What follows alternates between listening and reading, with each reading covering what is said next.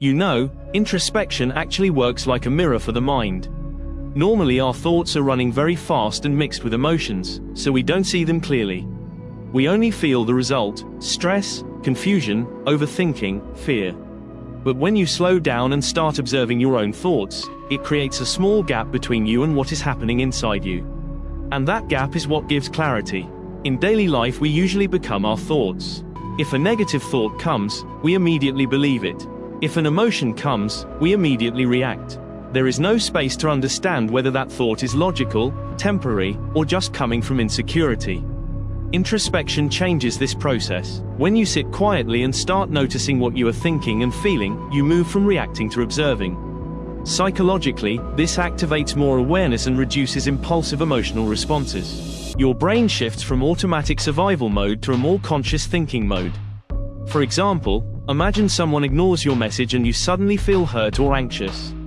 Normally what happens is your mind starts creating stories. Maybe they don't respect me, maybe I am not important, maybe I did something wrong. Because these thoughts are fast and emotional, you accept them as truth. But if you introspect later, you might sit and ask yourself why this situation affected you so much.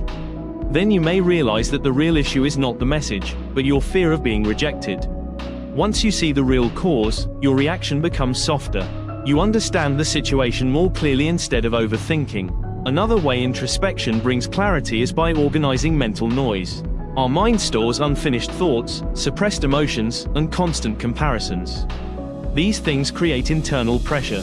When you consciously reflect, it is like taking out everything from a cluttered drawer and placing it in front of you. Suddenly you can see what is useful, what is unnecessary, and what needs attention.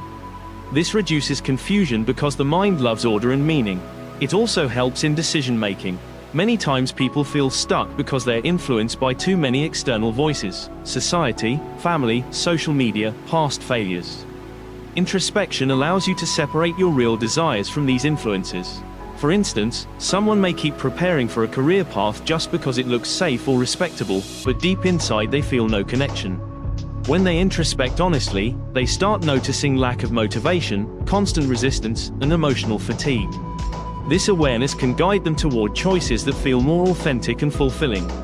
Scientifically speaking, introspection increases self-awareness, and self-awareness improves emotional regulation and clarity of thinking. When you observe your thoughts regularly, your brain starts recognizing patterns.